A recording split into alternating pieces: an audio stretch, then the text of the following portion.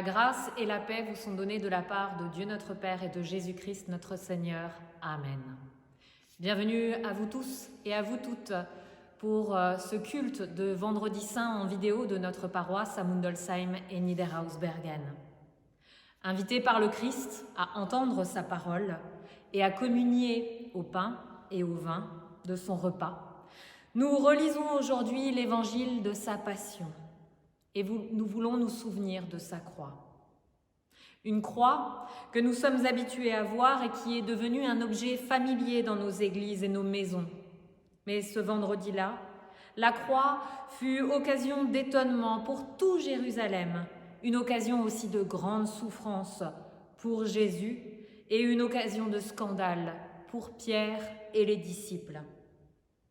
Ensemble, faisons mémoire des souffrances du Christ, ouvrons nos cœurs au mystère de son sacrifice et ouvrons nos esprits au sens de sa mort sur la croix.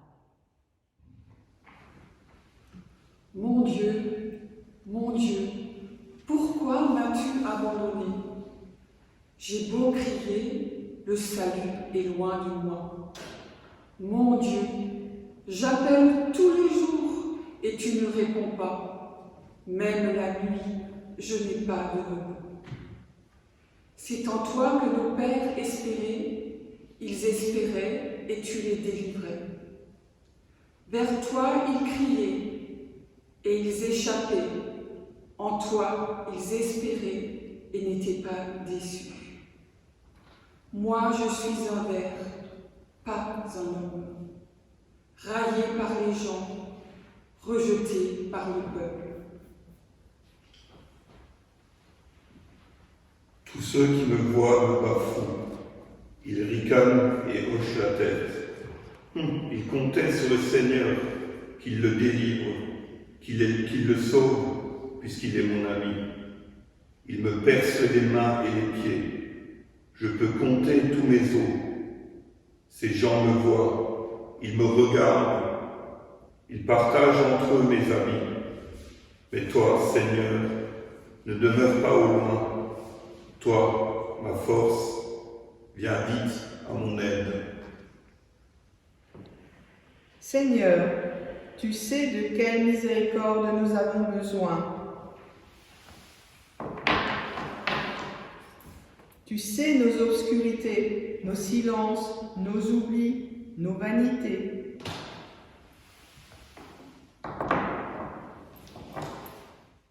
C'est à chacun comme un secret que tu les révèles.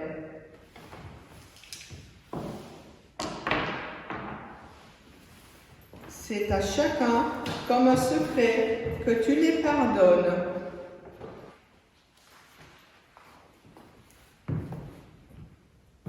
C'est à chacun comme un secret que tu donnes l'ordre de se relever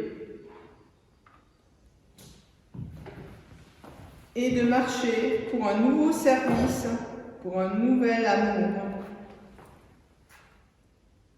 Aussi, c'est avec confiance que nous te disons « Aie pitié de nous. Amen. »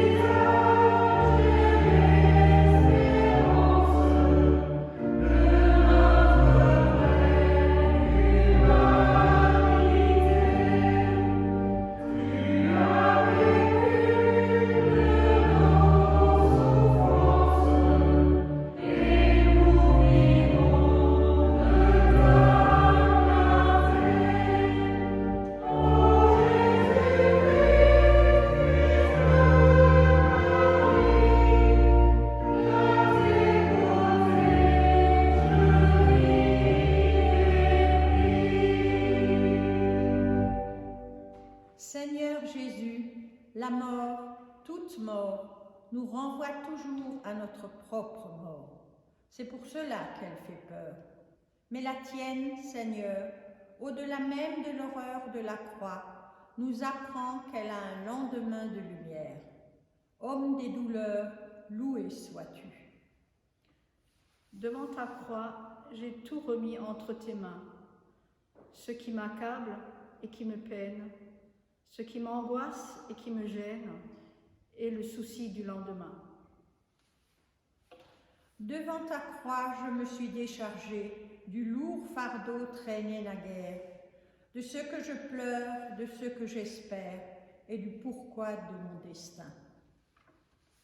Devant ta croix, j'ai t'ai tout confié, que ce soit la joie, la tristesse, la pauvreté, la richesse, et tout ce qu'à ce jour j'ai craint.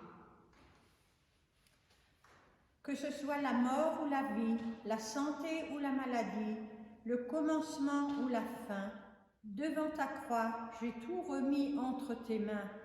Amen.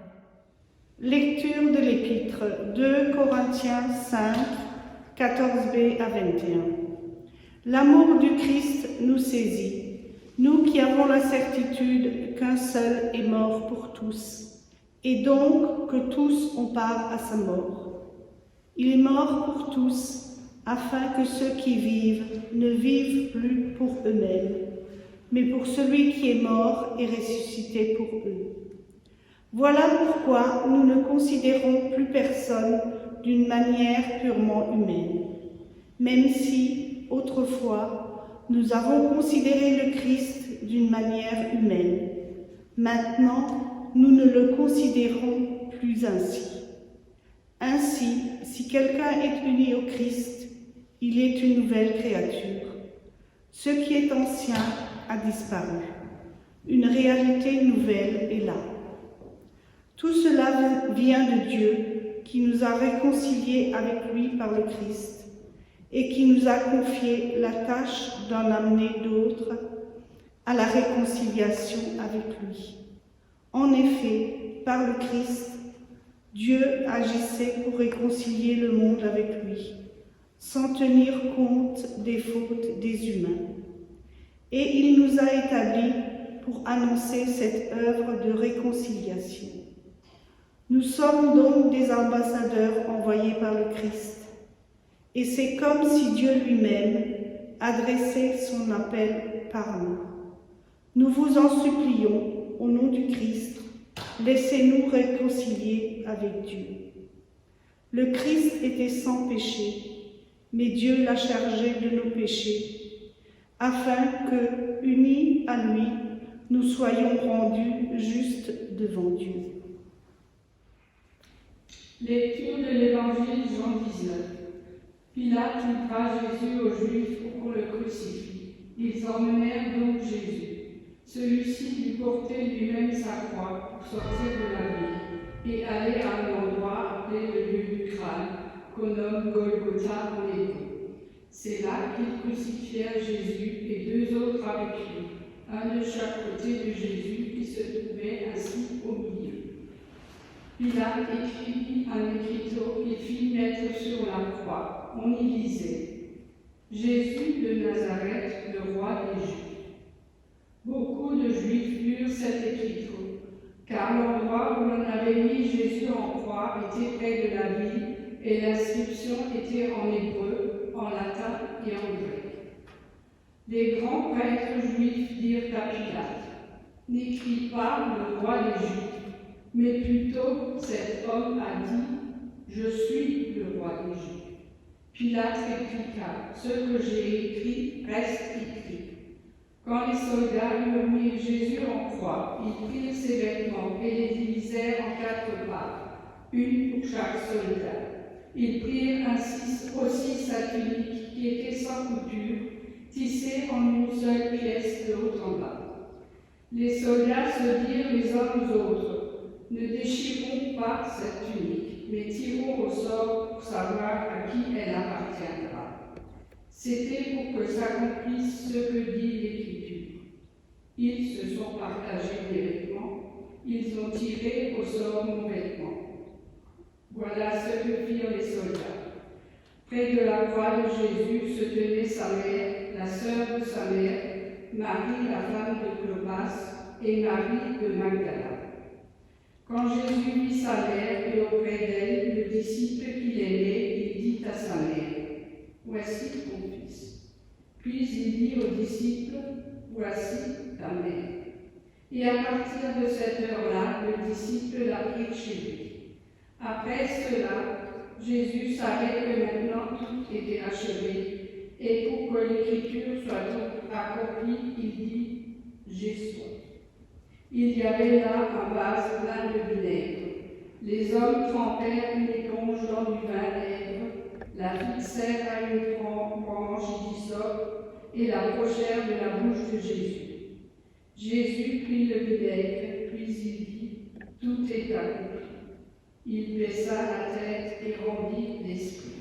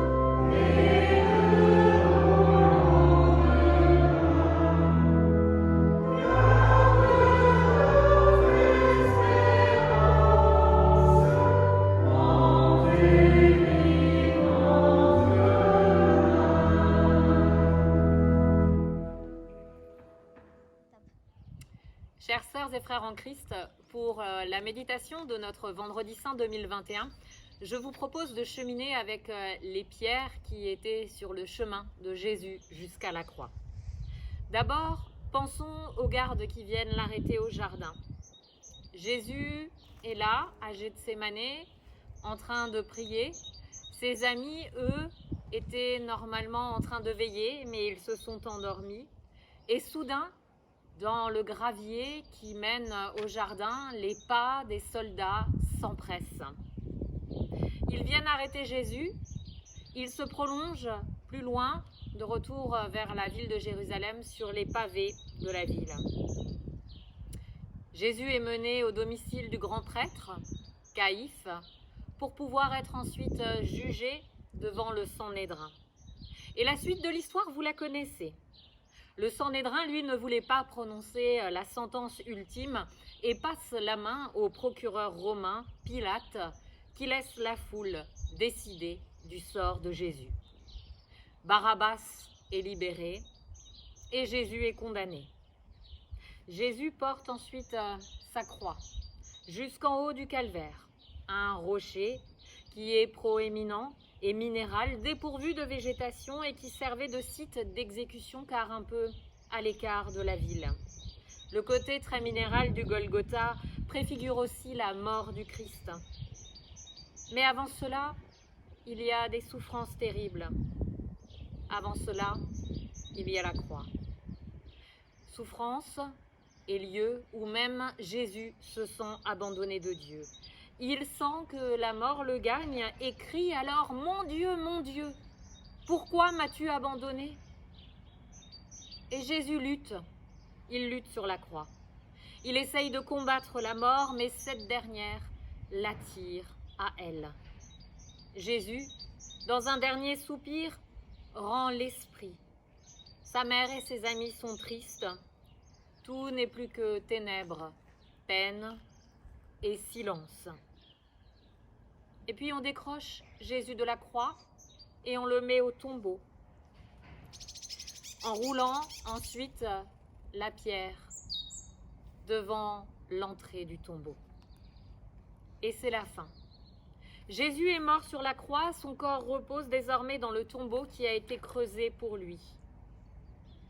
Ces dernières étapes de la vie du Christ sont une véritable descente aux enfers. Comme le disait Jésus lui-même, il fallait que le Fils de l'homme souffrit beaucoup, qu'il fût rejeté par les anciens, par les principaux sacrificateurs et par les scribes, qu'il fût mis à mort et qu'il ressuscita le 3e jour. Les pierres qui accompagnent cette descente vers les ténèbres et la mort nous rappellent aussi les pierres que nous pouvons nous-mêmes rencontrer dans nos propres existences. Les graviers qui peuvent nous faire mal, en particulier quand ils viennent se loger dans nos chaussures lors d'une marche. Les pierres aussi sur lesquelles nous trébuchons et sur lesquelles il peut nous arriver de tomber. Les pierres plus grandes qui font obstacle dans nos vies et qu'il faut pouvoir contourner. Ces pierres qui sont trop lourdes à porter et nous empêchent de continuer d'aller de l'avant. Et toutes ces pierres qui sont venues boucher notre horizon et qui tentent de nous mettre à terre. Et elles sont nombreuses, les pierres dans nos vies, particulièrement dans cette période de pandémie. Qui nous ôtera les graviers de nos chaussures, qui enlèvera les pierres sur lesquelles nous trébuchons, qui nous roulera les pierres de nos tombeaux. La confiance en Dieu ne nous épargne malheureusement pas de croiser des pierres. Mais peut-être que cette confiance, si elle ne peut être une garantie qui nous supprimera toutes les pierres de nos vies, peut-être que cette confiance pourrait être le démarrage d'une vision différente des obstacles de nos vies. Jésus est mort sur la croix et nous savons que ce n'est pas pour rien. Il a fallu que Dieu passe par là pour prouver son amour pour le monde. En effet, quel parent est prêt à sacrifier son enfant pour sauver l'humanité? Aucun humain ne peut faire ça. Et même avec beaucoup de zèle pour Dieu, Abraham a eu du mal à sacrifier son fils Isaac. Et l'histoire de ce sacrifice ne se solde pas non par la mort, mais par une promesse et une descendance nombreuse. La croix elle-même annonce le don de Dieu pour l'humanité, le pardon de Dieu aussi, et elle nous invite à faire de nos difficultés des tremplins pour la suite de nos parcours. En voyant que Dieu s'est donné par son Fils Jésus-Christ jusqu'à la mort, puis l'a fait revenir à la vie, nous ne pouvons plus croire que les ténèbres de nos vies sont trop épaisses, les cailloux trop nombreux et les pierres trop lourdes. Et si cet événement nous permettait de changer notre regard sur nos épreuves? Et si nous faisions de nos pierres autre chose que des difficultés? Oui, les pierres peuvent être des difficultés, des obstacles et même des occasions de chute et de blocage. Mais ne peuvent-elles pas aussi être des supports solides sur lesquels nous pouvons bâtir? Des tremplins aussi peut-être nous permettant de reprendre un nouvel élan vers autre chose? Et si on grimpe sur un rocher, ne sera-t-il pas un support qui nous permet de monter plus haut, de voir plus loin. Et si nous faisions de toutes ces pierres quelque chose de positif pour nous? Comme cet homme de la parabole, celui qui était sage et qui a bâti sa maison sur le roc, comme cet autre qui s'est servi des pierres pour pouvoir protéger le pressoir et sa vigne. Et si nous arrivions à découvrir que les pires épreuves, comme ici la mort du Christ, peuvent nous conduire à la pierre roulée du tombeau de vie? Vous le savez, pour Dieu, rien n'est jamais figé. Rien n'est définitif et tout peut changer. Mais surtout, Dieu est capable, à la suite du Christ, de rouler toutes nos pierres et de nous faire passer des chutes au relèvement, des ténèbres à la lumière et de la mort à la vie. Puissions-nous avancer sur nos routes, assurés que si Dieu n'a jamais abandonné son Fils, il ne nous abandonnera jamais non plus. À nous vraiment d'y prêter attention, à nous d'y croire, pour oser transcender toutes nos difficultés et toutes nos épreuves et découvrir que Dieu est avec nous et que son amour pour nous nous rend capables d'avancer, de rester debout et positifs, même face aux montagnes qui se dressent parfois devant nous. Que Dieu nous soit en aide. Amen.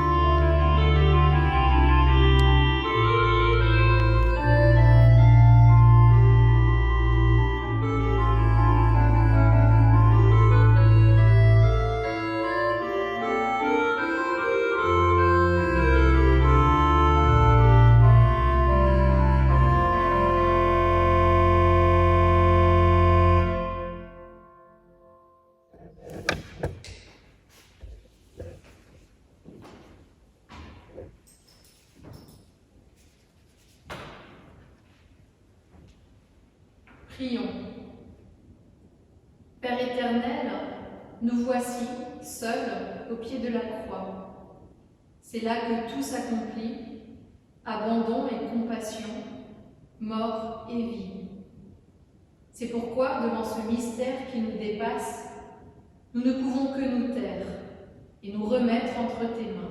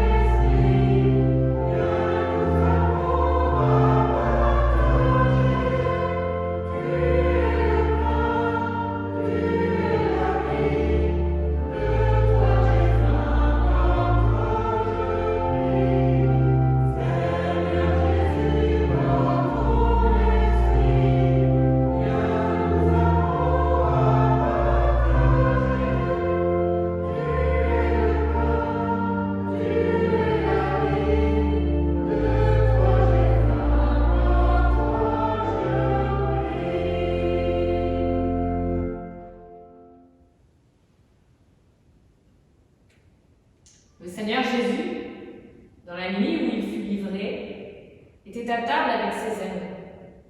Il prit d'abord du pain, le rompit, le donna à ses disciples en disant « Prenez et mangez, car ceci est mon corps qui est donné pour vous. » De la même manière, après le repas, il a pris le fruit de la vigne. Il l'a donné à ses disciples en disant « Prenez et buvez-en tous, ceci est mon sang, le sang de la nouvelle alliance versé pour vous et pour la multitude en rémission des péchés. Faites ceci en mémoire de moi toutes les fois que vous en boirez. » Toutes les fois que nous mangeons de ce pain et que nous buvons de cette coupe, nous nous souvenons de la passion du Christ qui nous rend la vie, de sa croix et de sa mort pour notre salut, de son élévation à la droite du Père et du jour où il reviendra dans la gloire. Envoie maintenant, Seigneur, ton Esprit Saint, afin que tu sois parmi nous dans le partage de ce pain et de ce vin. Amen. Amen. Et unis à lui, dans une commune espérance, nous disons « Notre Père, qui es aux cieux, que ton nom soit sanctifié, que ton règne vienne, que ta volonté soit faite sur la terre comme au ciel. Donne-nous aujourd'hui notre pain de ce jour. Pardonne-nous nos offenses, comme nous pardonnons aussi à ceux qui nous ont offensés. Et ne nous laisse pas entrer en tentation, mais délivre-nous du mal. Car c'est à toi qu'appartiennent le règne, la puissance et la gloire, pour les siècles des siècles. Amen. Le pain que nous rompons est communion au corps de notre Seigneur Jésus-Christ.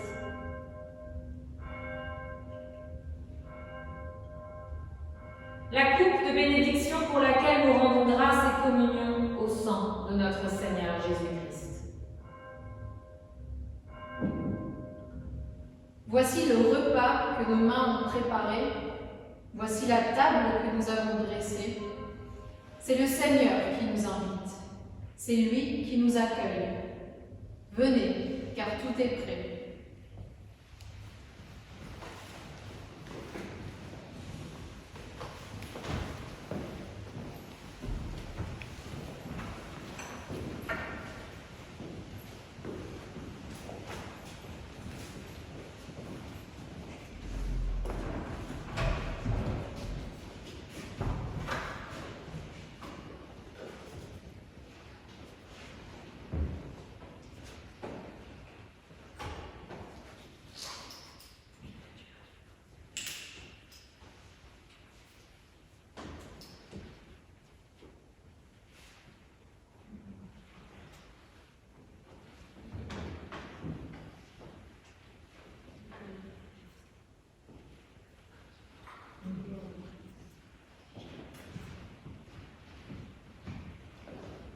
Le sang de Christ, versé pour toi.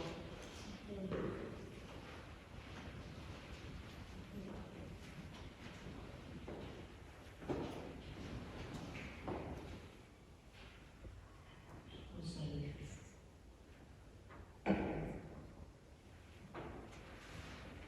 La communion ensemble de notre Seigneur.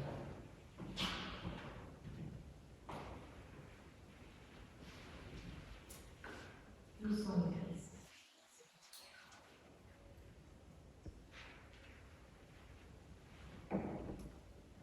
La communion ensemble de notre Seigneur Jésus-Christ.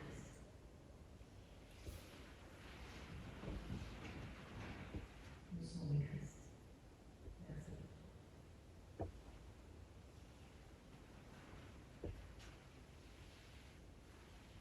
Jésus dit, prenez et buvez.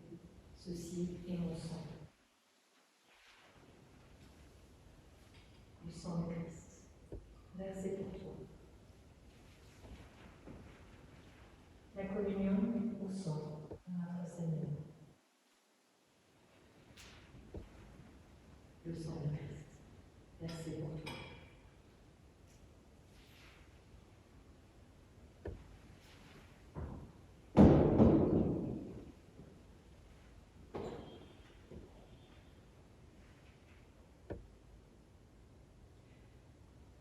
Cette communion que nous avons pu vivre les uns avec les autres et également avec Dieu est là pour fortifier notre chemin où Dieu nous accompagne.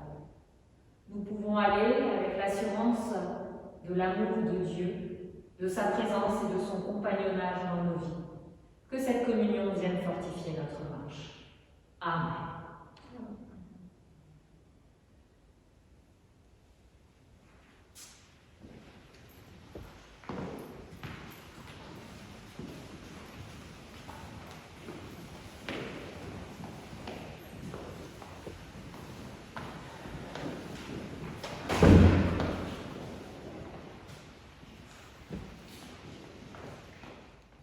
Prions. Dieu notre Père, par la mort de ton Fils, tu as vaincu la mort. Grâce te soit rendue. Pour le mystère de la croix, dont ce repas est un signe, grâce te soit rendue. Seigneur Jésus-Christ, toi qui meurs sur la croix comme le dernier des hommes, nous te remettons ce monde qui s'essouffle dans la compétition et la recherche de performance. Seigneur Jésus-Christ, toi qui brûles d'amour pour les créatures, nous te remettons toutes les personnes qui portent au monde un peu de cet amour, ceux et celles qui se battent pour la justice, ceux et celles qui cultivent l'attention et la bienveillance, que tous les êtres qui croisent la route.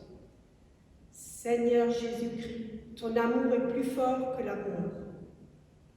Apprends-nous à aimer et à devenir une bénédiction pour les autres.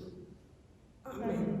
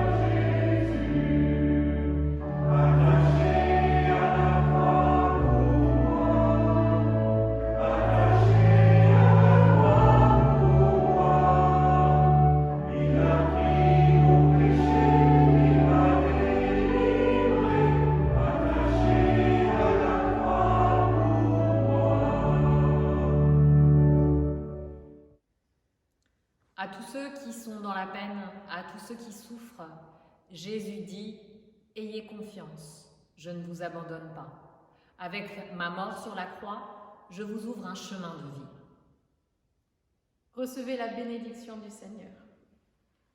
Que le Dieu de toute grâce vous bénisse de son amour, que son Fils Jésus-Christ, notre Seigneur, vous accorde son pardon et que l'Esprit Saint vous guide et vous accompagne aujourd'hui et tous les jours de votre vie.